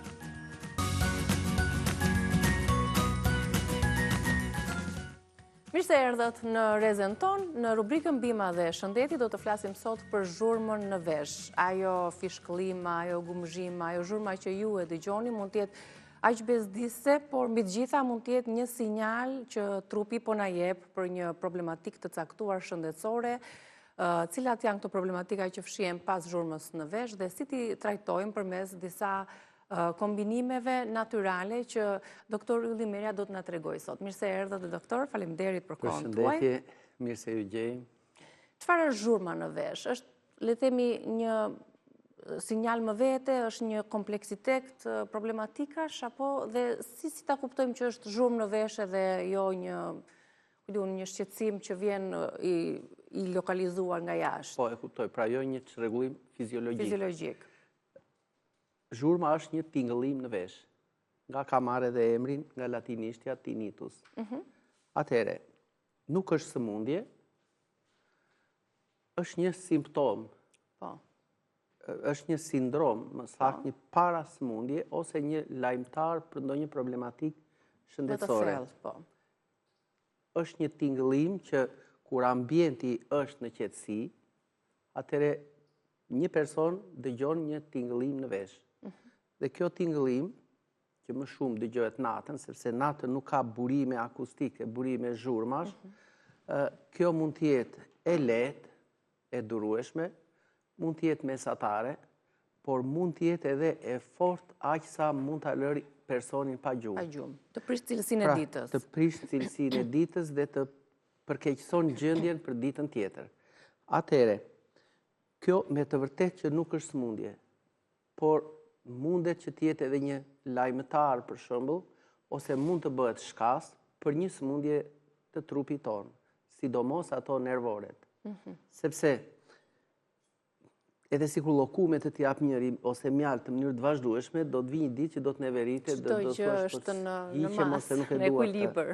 Pra, po kështu edhe kjo zhurma kur zgjat për shembull me muaj, me vite, kur kjo rritet në mënyrë progresive, atëhere bëhet shkak për sëmundje të tjera nervore. Pra, një ankth, një stres se çfarë kam, pse s'po më hiqet, pse s'po e zgjidh e kështu me radhë. Pa edhe ajo bezdia që të krijon çdo ditë, çdo orë, të prish gjumin, të prish ditën, sigurisht që të bën më nervoz edhe më. Dhe këto zhurmat përgjithësi janë të karakterit subjektiv, që do të thotë e dëgjon vetëm subjekti, vetëm individi dhe jo të tjerë që kjo është më shqetësuese pastaj. Afër teje, po, por mund të jetë objektive në qoftë se dikush për shembull, pra ka disa lloje zhurmash, që nëse vëm një stetoskop, një kështu, mirë thash, këtu tek vesh, një stetoskop, jo tap, një aparat dëgjimor, që ta amplifikoj, ta shumë fishoj këtë zhurmë, atëherë mund ta dëgjoj edhe dikush tjetër. Se çfarë lloj zhurme është kjo e mundur. Pra kjo është e karakterit objektiv. Atëherë, duke qenë që është një tingëllim në një mjedis ku nuk ka burime zhurmash, sidomos natën në qetësi, disa njerëz kanë gjetur një farë zgjidhje, por që nuk është ajo, të marrin për shembull dhe të lënë pak televizorin hapur. Që ky të bëj pak zhurmë natën, në mënyrë që ky individ të mësohet dhe të flerë me një zhurmë të nivelit shumë të ulët. Për shembull tek dyshi, tek treshi, po. Atëherë, kjo si thua është një farë zgjidhje po e pjesshme. Të maskojmë atë që neve kemi në kokën tonë, në veshin tonë. Dhe nëse do të shikojmë pra këtë lloj simptome, mundet që të kuptojmë ose të analizojmë shkaqet nga na vjen. Po. Për shembull, një person që punon me DJ, me kështu, që është në prani të zhurmave akustike të larta, le të themi mbi 80, 90, 100 e më shumë decibel, mbi normal. Atëherë, ky detyrimisht do arrijë që t'i dobësoj nervat e dëgjimit, dhe nervat e dëgjimit, unë them, janë si një tuf kabllash, që dikush një pjesë e tyre kanë për funksion që të kapin atë tingullin më të ulët. Një atë mbi të ultin, afër mesatares, mbi mesataren, e deri tek ato shpërthimet e forta. Pra, nëse neve dobësojmë, ose nga infeksioni, ose nga zhurmat e forta, ndonjë pjesë të këtyre fijeve nervore që transmetojnë këtë zhurmë, këtë tingëllim në nervin e dëgjimit dhe e përkthejnë atë në valë zanore, atëherë ato fije nervore që dobësohen, me kalimin e kohës, nuk transmetojnë më valë tinguj, po transmetojnë zhurmë. Kjo është pra një problem që vjen nga një profesion i caktuar. Pra, kjo quhet themun profesionale, ose shpërthimet e fuqishme, për shembull. Sidomos edhe sot që janë vatra luftash, atëherë atje pa diskutim, ka njerëz të cilët do t'i përjetojnë dhe do t'i përfitojnë këto anë të këqija nervore. Përveç se dobësojnë dëgjimin, po ashtu edhe ndikojnë tek kjo zhurmë. Dobësohen nervat e dëgjimit dhe këtyre do t'ju mbetet jo vetëm ajo shija e hidhur e luftës, por edhe kjo tingëllima në vesh, ndoshta edhe për gjatë gjithë jetës së tyre. Pra kjo ishte njëra tjetër. Shkaqe të tjera mund të jenë, për shembull, neve kur na vinë në klinikë i pyesim, a ke kaluar ndonjë viroz, ndonjë infeksion bakterial? Dhe shumë prej tyre thonë që po, kam kaluar dikur kështu dhe që atëherë më mbyllën veshët. Ose më mbyll njëri vesh dhe më ngeli kjo zhurma. Pra, një infeksion bakterial, sidomos kur ky infeksion viral ose bakterial depërton në kanalin në veshin e mesëm dhe të brendshëm, atëherë ai mund t'ju mbështillet fijeve nervore dhe ata nuk janë më të rehatshëm dhe nuk transmetojnë më valë, por gurgullima kështu. Ose bllokimi i kanalit të eustakut. Është ai kanali që lidh hundën me veshin e mesëm. Kjo është për të balancuar, si thua, atë presionin atmosferik brenda në vesh me ambientin. Që bëhet me atë testin e frym. Kjo mund të bëhet për shembull po, nëse kjo është po, pra mbushim mushkërin me ajër, mbyllim hundën, dhe sjellim ajrin përsëri. Jo, e sjellim ajrin deri këtu te hunda, hapim pak gojën kështu, pak, në mënyrë që ne të ndihmojmë që kanali e eustakut, kur nofullat janë të mbyllura, mbyllet. Kur nofullat janë të hapura, ai hapet. Ne hapim pak dhëmbët, kështu, sjellim ajrin me presion dhe rrisim presionin pak e nga pak, derisa në të dy veshët ne të dëgjojmë një kështu si zhurmë. Të hollë, duket si është një fije hollë zhurmë, po. Atëherë, në qoftë se në njëri nga veshët nuk e dëgjojmë këtë, atëherë është i bllokuar. Ky kanal është i bllokuar. Por shkaktarë të tjerë mund të jenë një cervikale e theksuar, pra një shtrëmbrim i qafës, mundet që të na mundësoj shtypjen e jo vetëm shtypjen e arterieve që furnizojnë trurin, por edhe fijet nervore. Po mundet që një pjesë njerëzish, për shembull, aty ku nofulla e poshtme montohet dhe bën ato lëvizjet hap mbyllë kështu me radhë, jo se kjo do të na i nervoj atë nervin trigeminus facialis, por ajo mund të na i nervoj ose mund të na shtypjë ose të na lëndoj nervat e të dëgjuarit. Pra nervat që ndodhen sidomos për rreth veshit të mesëm dhe të brendshëm. Dhe në këto raste ajo na jep një tingëllim. Por mund të ketë njerëz të cilët kanë dyll në vesh dhe hera herës, për shembull, ata kur e pastrojnë, ai dylli si një spruco e hollë vesh atë daullen, ose pjesën fundore të kanalit të veshit, dhe ajo nuk transmeton, e ka humbur atë vibrimin e saja, dhe nuk e transmeton me vërtet ashtu siç duhet atë valën zanore që e merr, dhe mandej pasaj ajo të përkthehet në valë zëri. Meqense përmendë pak këtë pastrimin e veshit, se çfarë s'kam parë për pastrimin e veshit, që tek fijet kunjat e shkrepses, tek pjesa e Chelsea-t, pjesa metalike e Chelsea-t. Po, Më tregu pak, ato janë çfarë që gabimesh nuk bëjmë dhe si duhet duhet të pastruar bëhen. veshi? Po, ka njerëz me të vërtet që si kur ju ha veshi, ju kruhet dhe marrin sende të forta. Shumë e kanë përdorur edhe me ato shtizat që bëjnë çorape, për shembull. Gozhdët, shtizha. Duhet të dim një gjë. Cili është rreziku i Asnjëherë veshi nuk kënaqet me të krojtur. Dhe do që ta kruash më shumë, dhe shumë prej tyre, nga ajo kënaqësia që o sa mirë po bën, harrin që ta çajnë këtë membran. Dhe që nga ky moment, ata kanë shtuar zullumet e tyre. Pra, nuk duhet të përdorim sende të forta, pa le pasaj të mpreta, për të krojtur veshin. Sikur më e thjeshta le të jetë ai tamponi i veshit, ai pambuku, që mund ta lagi me diçka. Për shembull, me thjeshta, pak raki, lage me pak raki, lyej veshin, dezinfektoje pak dhe shikoje, a do të ngjyroset apo jo. Nëse u ngjyros, do të thotë që ky dylli mundet të na sjellë këto problematika. Po, është normale të pastrohet çdo ditë veshi, meqense jemi te pastrimi apo çdo javë? Nuk është mirë që të pastrohet çdo ditë veshi, po. Është mirë, po, për shembull, mbas larjes, mbas dushit e kështu me radhë. Po është dhe zbutur pjesa e dyllit, mund të jetë një pastrim me tampon. Të thahet veshi me tharse, me atë temperaturën jo të nxehtë, jo me atë presionin e fortë të ajrit, po të lehtë deri në mesatare, dhe mandej mund të hedhim në të që është e mrekullueshme thjesht një pikë vaj ulliri. Brenda në vesh? Zbusim, po, brenda në vesh. Brenda, ajo do të shkoj deri në fundin e veshit të jashtëm, dhe pastaj do të dali, do të rrjedhë jashtë. Pra, kjo është e mrekullueshme pasi ne mbrojmë gjithë pjesën e kanalit të jashtëm të veshit, dhe ky është si një ushqyes dhe qetësues nervor. Doktor, ka njerëz që këtë zhurmën, që të rikthehemi temës, këtë zhurmën në vesh e kanë jo vetëm nga njëri vesh, po i kanë nga të dy. Kjo tregon një rrezik më të lartë, një sëmundje më...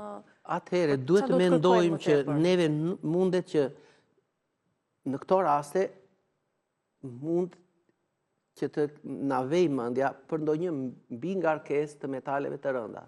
Ndoshta mërkuri, ndoshta plumbi e kështu me radhë. Por shkaktarët, le themi, janë të shumtë.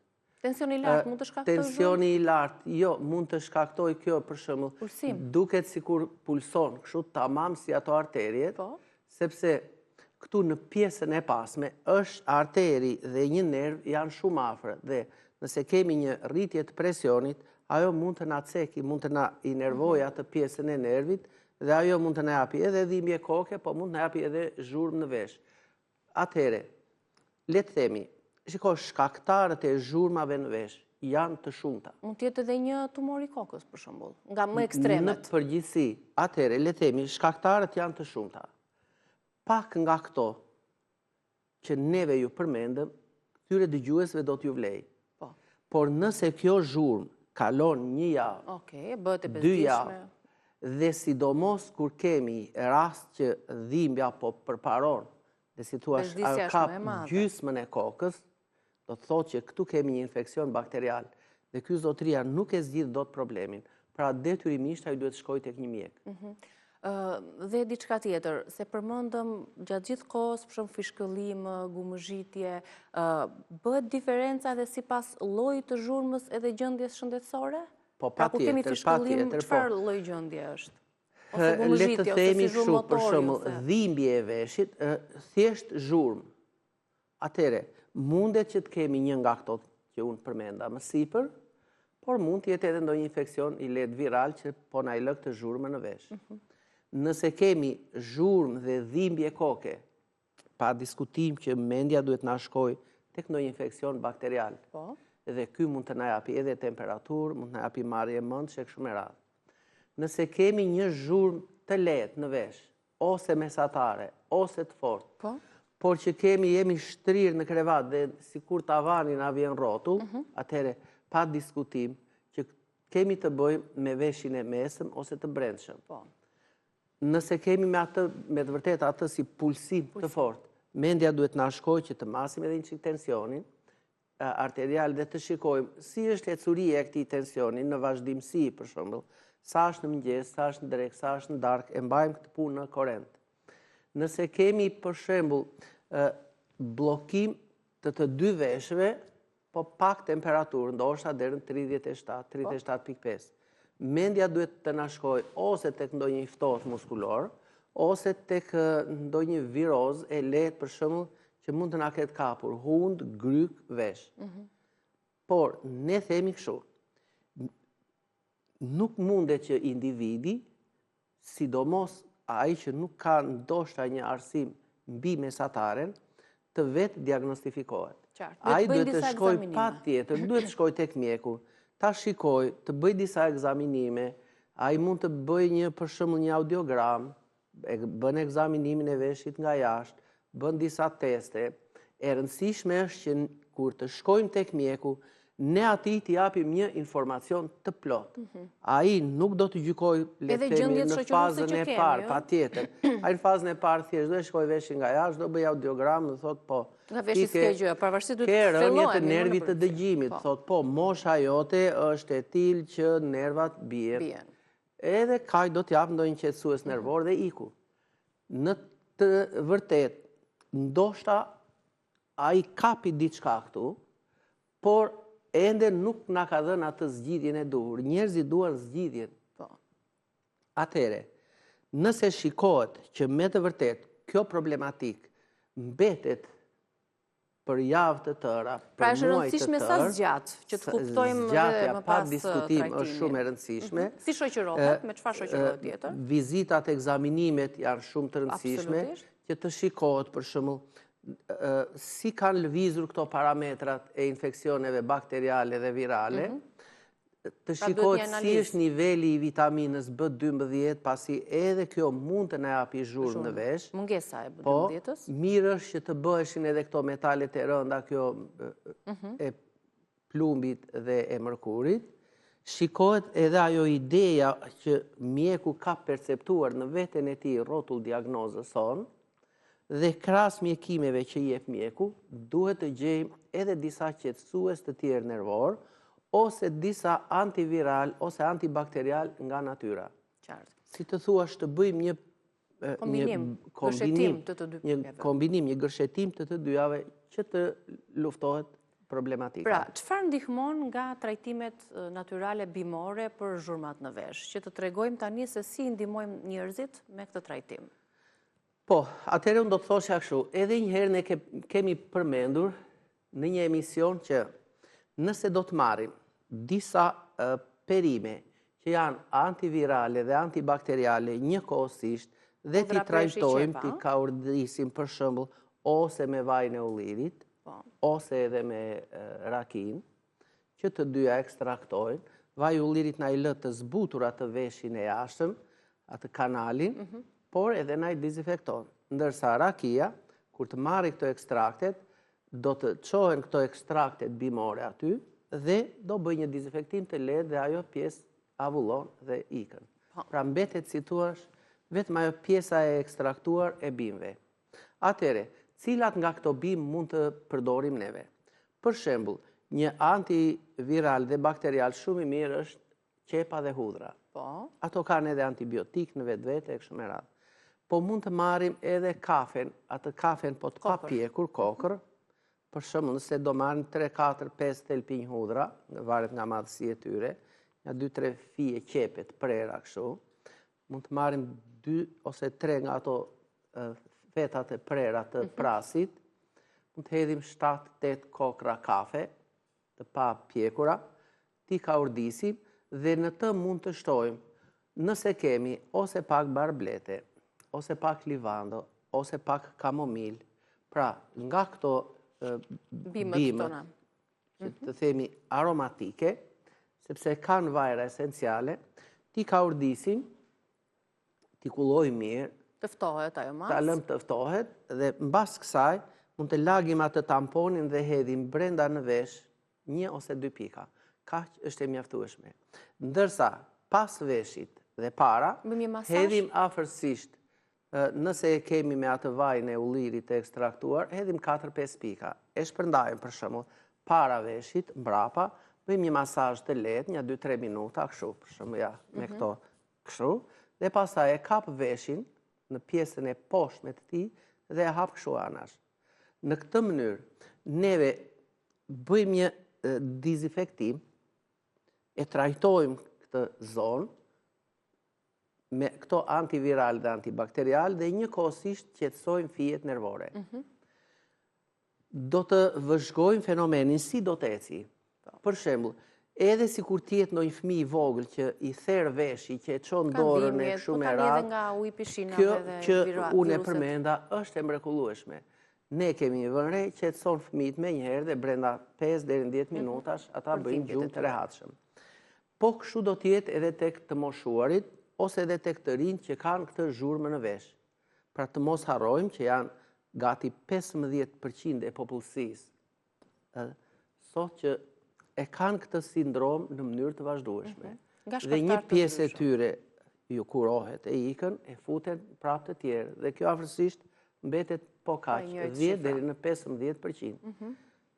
2 deri në 3% e tyre. Pastaj, mbas ekzaminimeve të shumta, kuptojnë që me të vërtet pas kanë patur patologji të tjera në organizëm, dhe një pjesë e mirë e tyre kanë kuptuar që shiko, këta kanë pasur diçka stresante, një lodhje nervore, pra është një zhurmë e trurit, le të themi, por që pasqyrohet tek veshë. Atëherë, kjo ishte njëra për shembull. Një trajtim. Këtë ne mund ta bëjmë një herë në ditë ose 2 herë në ditë. Një trajtim tjetër është mund të përdorim disa bimë që janë qetësuese. Për shembull, është shelinoku ose bari i bletës, pasi ky përmban në brendësi të tij disa limonene. Edhe po ta shikojmë ne atë barin e bletës, atë shelinokun, ai vjen një erë limoni të mrekullueshme dhe është një qetësues nervor. Po ka edhe pak vitamin C, po ka edhe ato vajrat eterike që na qetësojnë dhe këto kanë vetin që të ulin atë agresivitetin e zhurmës në vesh. Jo pa qëllim kam sjell këtë gjethen e dellit të gjerë, po edhe e ngushta. Pra, po ta shohim, kjo ka 5 nervatura, tamam si këto gishtat e dorës. Dhe këtu në pjesën e mbrapme, të gjithë që ta këpusin do të vënë re që këto 5 tentakulat e kësaja ja ku mbarojnë këtu.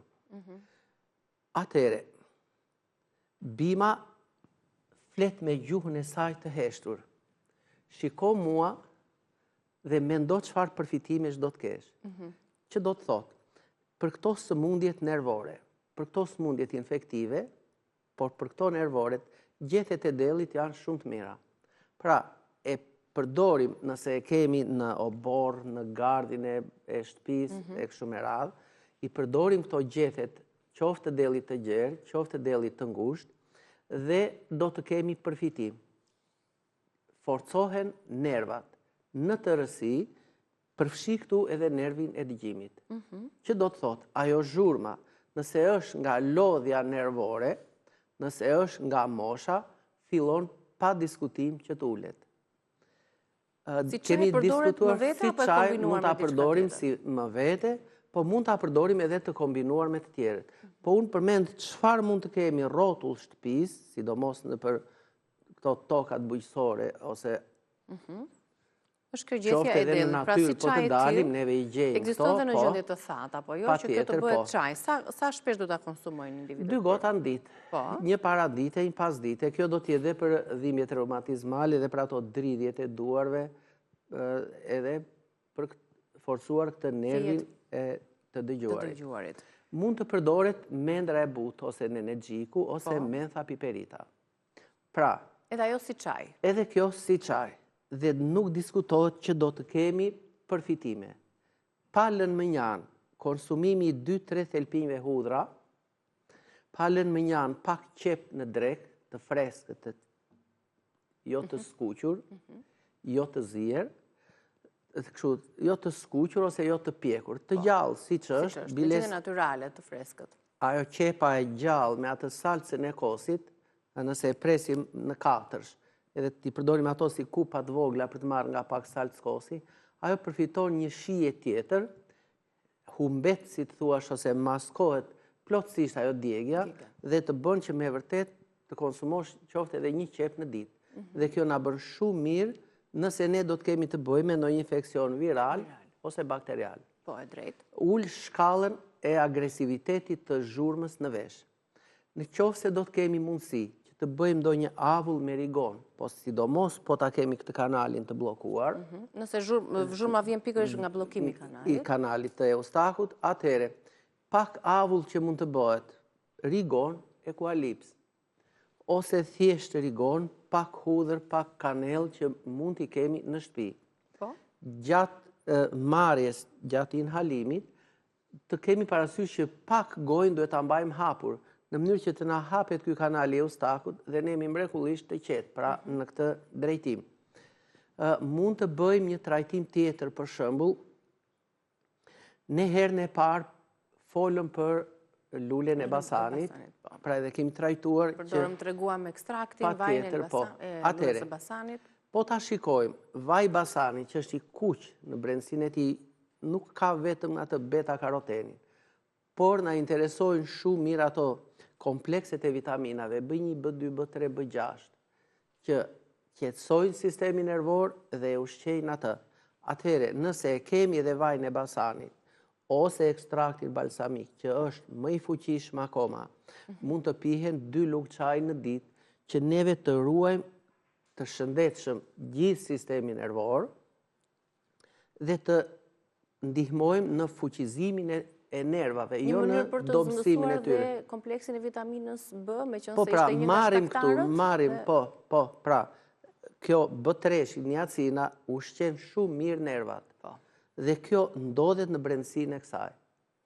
Atëhere, po ta kemi këtë në kushe shtëpie, e përdorim 2 lugë çaj në ditë. Pra, gjithë vëmendja duhet të përqendrohet në këto të 2 drejtime që i ka vetë njeriu në dorën e tij. Të luftojmë viruset, bakteriet, që janë shkaktarët e shpesh të zhurmës. që janë më të shumtat, dhe të fuqizojmë sistemi nervor. Këto janë 2 drejtimet më kryesore, dhe tjetra është të rrisim atë shkallën e aktivitetit mbrojtës të organizmit. Rezistencën. Po të harrim në këto të 2 drejtime kryesore, të 3 drejtimet, atëhere edhe zhurma në vesh, t'jemi të bindur që do filloj atë kurbën e rënjes së saj. Ndërsa, nëse kemi të bëjmë ndonjë infeksion të brendshëm, atëhere nuk do të lëmë pas dore edhe trajtimin mjekësor. Kështu që ky si problematik vihet pastaj në rrugën e zgjidhjes së saj. E para diagnoza nga na vjen zhurma, Po, me infeksionet dhe apo pastaj problemet kanalizojmë mjekimin, trajtimin patjetër. natyral, gëshetura siç thatë dhe ju për shkak të diagnozës dhe ekzaminimit që mjeku ju ka bërë, në mënyrë që të ndërthuren të dyja llojet e mjekimeve. Një pjesë mund ta kenë këtë zhurmë, për shembull, kur ngrihen me avion ose kur ulen. Po. Ndoshta ai është duke fjetur, ose pak orë.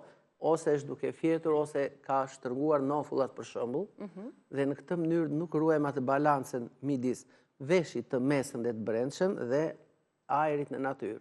Kështu që në momentet që ulet avioni ose që ngrihet, njerëzit është mirë gojën le ta mbajnë të hapur. Pra, dhëmbët të mos më ciken me njëri tjetrin, mos të preken, i mbaj 3-4 mm larg, qoftë edhe me buzët e mbyllura, nuk të shef njeria. Kështu, hapet kanali dhe ne bëjmë këtë balancën e shtypjeve atmosferike. Ju ndodh shpesh dhe tek fëmijët dhe të rriturit Po patjetër, pra është mirë që edhe fëmijët i mësojmë, sepse kjo e fluturimeve ajrore tashmë pothuajse është e shpesh tek çdo njeri. Ose unë ju kam thënë njerëzve kështu. Për shembull, ka njerëz që e kanë zhurmën, po të jenë shtrirë, po të lëvizin kokën e kështu dhe kur çohen, ajo sikur ju ikën. Këtu kemi të bëjmë me atë dyllin e veshit që unë e përmenda. Ose ju them për shembull, pa bëni një ecje, për shembull, nga një vend fushor në një maj kodre. Si ndryshon ky raport? Po ndryshon shtypja atmosferike dhe ty t'ikën zhurma, atëre kemi bindjen që kjo zhurmë eliminohet shumë shpejt. Qartë. Faleminderit për gjitha këshilla, doktor. Do të jem patjetër edhe në kanalin tonë në YouTube, mund t'i riktheheni për të marrë trajtimin bimor dhe gjithmonë duhet të konsultoheni përpara se të përdorni dhe të trajtoni ose të vetë trajtoni organizmin tuaj. Faleminderit edhe një herë, ditë të mbar. Shihemi javën e ardhshme me doktorin, ne do të shihemi nesër, kështu që ju uroj të kaloni bukur ditën e sotme.